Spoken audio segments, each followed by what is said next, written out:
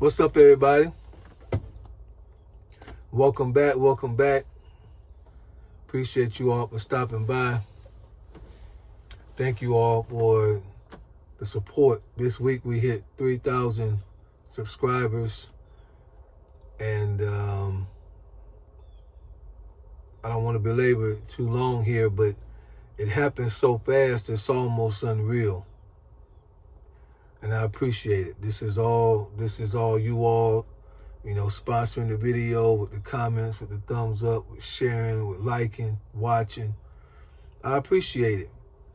When I came on YouTube, I came on to try to be a benefit to someone, using my life experiences and the things that I have gone through, particularly with divorce and different relationships, and understand that at the end of the day, we all have common ground somewhere, right? We all want healthy relationships with our children, with our spouses, with our girlfriend, boyfriend, parents, workplace. We all want the best. We may not know how to get it. We may not ever get it. But I think deep down inside, we all want healthy relationships, and we can benefit from the experiences and the perceptions of others. So welcome to the channel, where I talk about race, religion, careers, with a big focus on relationships. I had a comment from someone who supports my channel. I believe she was the Real Dallas Forever, something like that. It's close to that, the Real Dallas Forever. And she asked me to do a video on, I believe she's trying to support a friend of hers, a guy that's going through a divorce. And she asked me to do a video on maybe something that I needed when I was going through a divorce, that I needed, that I got, that I needed and didn't get, that other women may need to know. As far as men, some of the things that we deal with as far as going through a divorce. So this is for you, Dallas Forever. This is for you. Or for life. It's either for life or forever. Might be for life. The Real Dallas for life. That might be it. This is for you. And hopefully it can help several people. It's going to be very basic. Very basic. When I got separated, I was actually going through I was already going through a rough situation. Just with my eyes, a whole nother video about that. But that year, I had 5 eye surgeries, and I turned 40 years old at the same time. So literally, I'm home on recovery from my second eye surgery the day I turned 40 years old. And my first eye surgery, which was March 28th, my first eye surgery was February 17th, 2017. So we got separated because I was out for 7 months. We got separated same year in October. And then in the Carolinas, you have to be separated for a year before you can actually file. So I was trying to think of what's something that I really, really needed. Because what I actually did was I just threw myself into work really hard. That's what I did. And I think a lot of men do that. I think because there's a lot of thoughts. There's a lot of thoughts. And this is what I would say. No matter who is responsible, no matter who's at fault, at the end of the day, the way men are built, real men, a part of us will feel like a failure, no matter who's at fault, especially when you have been married for the length of time. So maybe not 2, 3, 4 years, but when you've been married 10, 7, 8, 10, 20 years like I was, it doesn't matter it matters, but in that moment, it doesn't matter like what went wrong. And at that moment, you feel as a man like a failure. right? Because again, we have 2 kids, so I'm not even with my kids every night. So there's a lot going on, especially for me.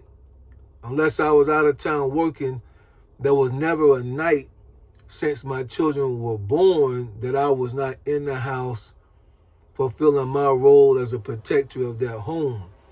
Now all of a sudden, due to the relationship ending with their mother, I'm out by myself, which that's another thing, right? Because 20 years you've been, even if y'all don't get along, you still going to bed, and you're still cordial one another. My situation was still cordial, so you're still laying down, going to bed, enjoying a good night's rest or whatever. And then all of a sudden, so there's a lot of things going on because now you're on your own. You haven't been on your own in 20 years, and you're not with your children. They're with the mother. And if you're like me, you're a protector. So you kind of, there was nights, and I told my ex as well, there was nights at the very beginning that it rocked me so hard, I would go and sleep in my car in front of her house. The house that we used to stay in, she stayed in the house, I moved out. I would go and sleep in my car in front of the house just to have the peace to go to sleep, that I somehow could protect my kids. And we didn't even live in a bad neighborhood. It was just that inner thing, right, that was in me, that I felt that my kids were vulnerable if I was not there. And so I had to deal with that. And then, like I said, just being alone, and have not been alone in over 20 years, unless, like I said, I was working out of town, something like that. But as far as going to your home, I had not been alone in 20 years. So that was, you had to deal with that. And as men, we recoup, we recover, we move on. But I think inwardly, for a moment, you really feel like a failure. Like my last 20 years was a pure waste of time, and you start second guessing your decisions, right? Just for a moment. Now, I'm sure some stay there long and go into depression. And when I originally got divorced, I believe that I did go into some type of depression that I wasn't even aware that I had went into. But my mom kind of, she retired nurse and everything. She kind of was evaluating, just watching me, I guess, from afar, so to speak. And she told me later that she said, yeah, you definitely have went through, because everybody handled depression differently, right? So I wasn't sitting at home eating buckets and buckets and buckets of ice cream and binging old shows that I don't even watch. You know what I'm saying? I know everybody talks about like Grey's Anatomy. I've never watched that show before. If it's any good, somebody tell me in the comments section. I'm just using that as a tie. I've never watched that one episode. So I wasn't sitting there with, butter pecan ice cream, watching Grey's Anatomy and not going to work and not taking a shower. It wasn't that type. It was just my mind was so locked out. The world, like they said, the green grass, the grass was just brown. The trees, it was just there. I could see there was no substance in my movement. There was no brightness. There was no light. There was no, other than going to work and taking care of my kids, there was no sun, right? So the feeling of worth that I had was 2 things, mainly my job and me being a father to my kids. Those 2 things gave me the feeling of worth. And the friends that I had, especially the female friends, just platonic friends who knew of the situation, they really encouraged me in the sense that you're a hard worker, you're smart, you're funny, you're charismatic, you're a great father, your kids love you, they respect you, they look up to you. And those type of words would put a smile on my face, knowing that it was true, seeing how my kids looked at me, knowing that they do, no matter what kind of husband I was a good father. And that's something that my mom told me too. You Your ex can speak to whether or not you was a great husband, and you can speak to whether or not she was a great wife. But there's only two people that can speak to whether or not you was a good father, and that's your kids. And I never forget that. True statement. True statement. So, was there any support that I wanted and didn't get? For me, not necessarily. Is there anything that women may need to know that men go through? Depending on how fresh the divorce is, like if it's the beginning of the process or the end, just depending, there could be moments of depression. There could be moments where he may not want to be too talkative. He may not trust his own judgment. He may want to throw himself into work. There could be those moments. And I would say, again, depending on the personality of the man, focus in on his strengths. If you can focus in on his strengths, that could help build his worth. Because like I said, depending on how he already thinks, his value of himself is going to take a hit. That's why, again, very few men, and I talked about this on, fool me once, it's on you, fool me twice, it was on me. Talk about this. Very few men are really going to sign up for a second one because their judgment on the first one. And we can't control nobody. So it might not have been his fault. It could have been his fault. But the way men think, we kind of work on the mission. We work on the project. So it doesn't matter. If it comes apart, we were the ones that was putting that together. That's how we see it. So ultimately, we take a lot of the response. And then just the way divorce goes anyway. Right? Very few women, in my opinion, and in my experience, and what I've seen with my own eyes, very few women share the load of accountability when it comes to divorce. Very few women. I'm not justifying, let's just say a man doesn't want to pay bills. And so eventually, let's say over 10 years, they get a divorce. Well, if you ask the woman, well, why'd y'all get a divorce? And I'm just using this as an example, ladies, so just understand Professor X is just have to come from somewhere, right? The woman may say, well, he never paid the bills. Our bills is always getting behind. I had to take my money and pay all the bills. He wouldn't pay all the bills. I didn't have no access to his account, blah, blah, blah, blah, blah. So financial reasons, I'm going. If you ask the man, why did y'all get a divorce? He's not going to say the same thing that the woman said. It's going to be different. But most of the time, by the time the word gets out, because men don't really share like that. A man may tell us, I've been divorced 7 years, and most people who knew I was married before, because I go to work. I don't go to work to just try to build a friendship. People who thought I was married before 7 years ago, they still think I'm married unless they're a close friend of mine. So there might be 3 people there that know I'm divorced. Because guys don't really share. So I'm still going to work, looking the same, moving the same, dressing the same, talking the same. You could pick up on a woman a whole lot faster that something is off, right? She may be crying out of nowhere, makeup running. Somebody got to say, girl, go to the bathroom, get yourself together. Let me run this spot area for you while you go. Girl, what's happening? Tell me.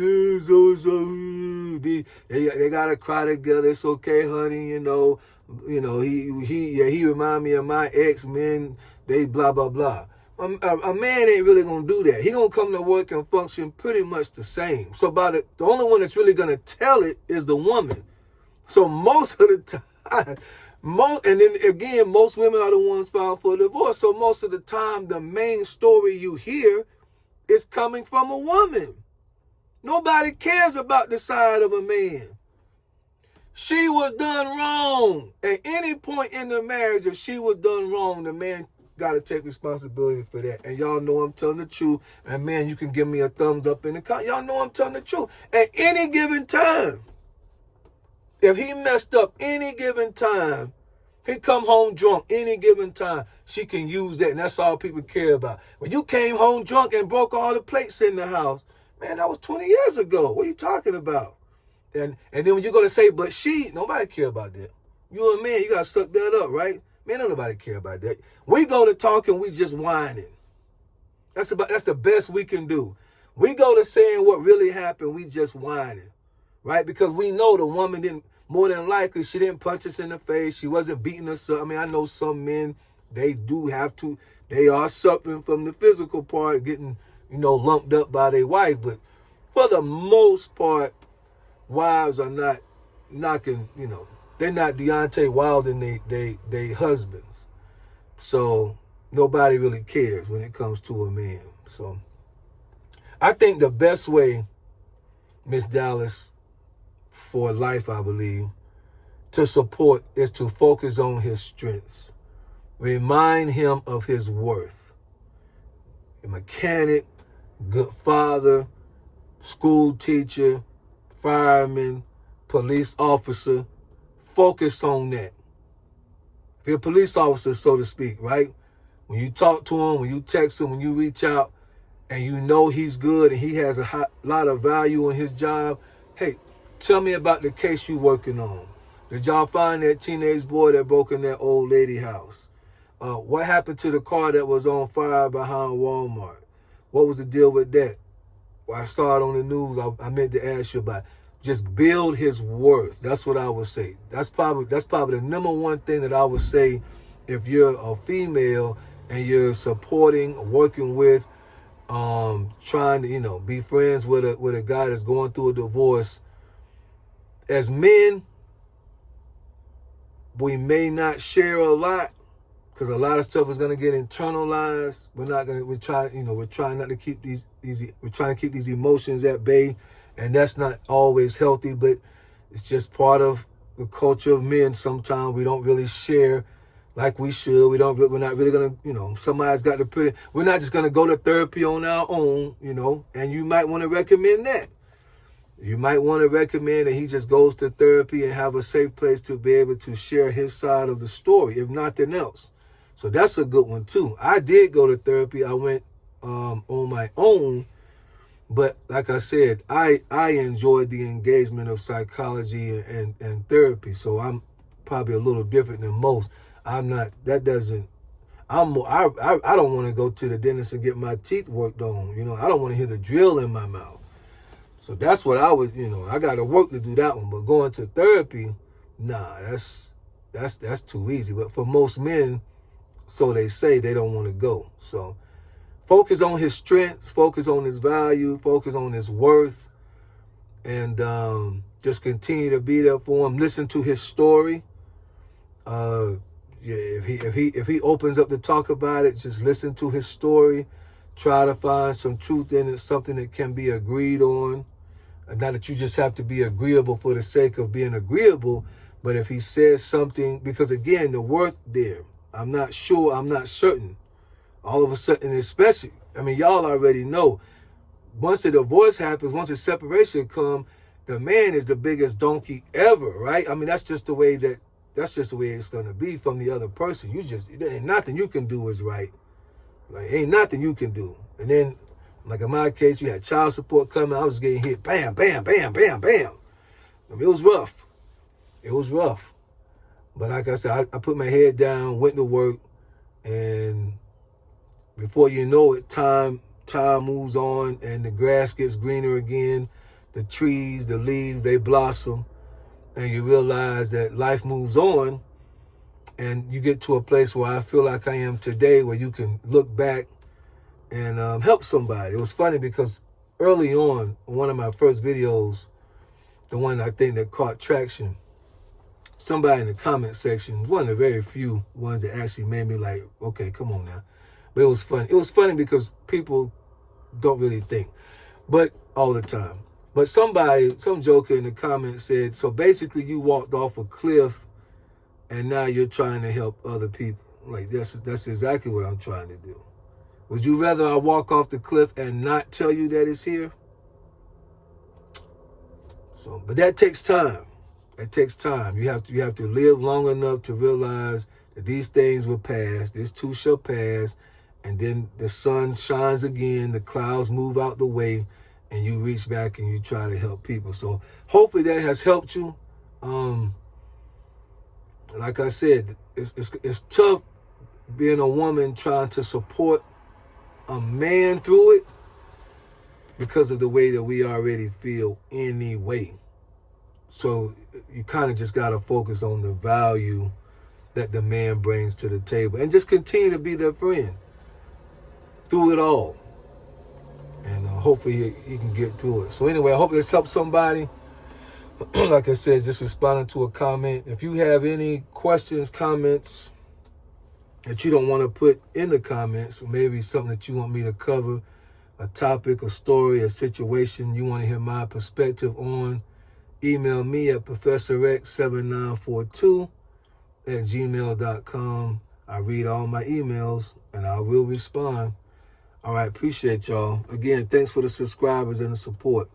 Y'all be blessed.